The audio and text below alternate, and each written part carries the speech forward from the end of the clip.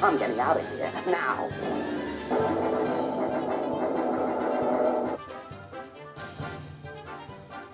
Johnny, is the woke agenda, is it killing off storytelling? Storytelling? Do you think it's being harmed? Yeah. Well, yes I do, Johnny, in fact. I don't know whether you could bloody even, as far as films are concerned, I don't even think you could make a decent old western anymore. Right, yeah, what the hell do you mean by that? Yeah, I mean, well, let's face it, back then, 150 years ago, it was basically men doing all the fighting, men doing all the bloody running around and all the bloody work and all that sort of stuff. Yes, right. And the westerns are largely full of men because the bloody West was full of men. There was a shortage of women and there's no reason to think about why, for Christ's sake. It was a dirty, fucking, stinking place. Jesus Christ! That's just a fact. Rance, when you finish the dishes, will you help Harry wait on tables? Sure. Papa, washing dishes is enough for him. Who ever heard of a man waiting on tables? Well, no, that's all right. I'd be glad to help. So if you wanted to make a western, say in the 50s, you made it with John Wayne or whatever, and you made him the bloody handsome sort of stalwart, sort of bloody brave, bloody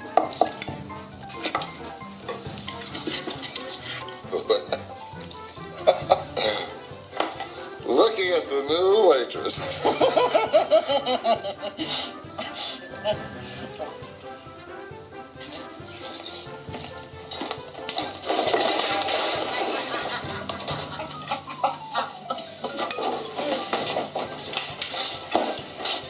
That's my steak, Balance.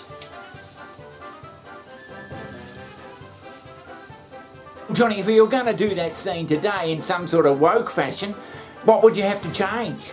Well, I don't think you can even do that scene, Johnny, because they set up, just before it, they set up poor old Jimmy Stewart. He's obviously doing woman's work, which it was seen as back then.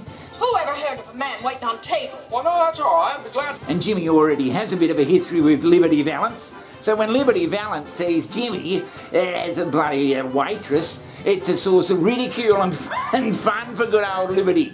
Yeah, right. Because have a look at him, he's doing woman's work.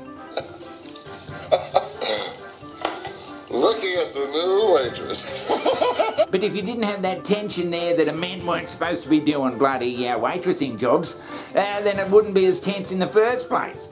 Oh, definitely, yes. And you might also notice, Johnny, that there isn't a black person in that diner.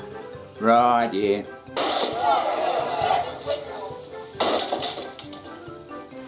There's a bloody good reason for that too. There weren't any black people in the diners. And there were no women sitting down having a feed with their husbands like you might see today when you go out for dinner or go down to the pub, love, and have a bloody good meal. There's none of that. There weren't enough women in the first place. Of course. And the good writing about that, Johnny, is that this scene goes for about 10 minutes, this whole build-up for it. And the most violent thing you see on there is poor old Jimmy Stewart getting tripped over. There's not a gunshot fired, there's not a bloody punch thrown. It's just all sort of tense anticipation that something might happen. I said you, Liberty. You pick it up. So you can see how storytelling, especially in this instance, is being inhibited by modern wokeism. Right, yes. Yeah, back in the 50s or whatever, Johnny, they were just making a movie just to be entertainment, just to be a fantasy. Right, yeah. And that's what people wanted to go and see.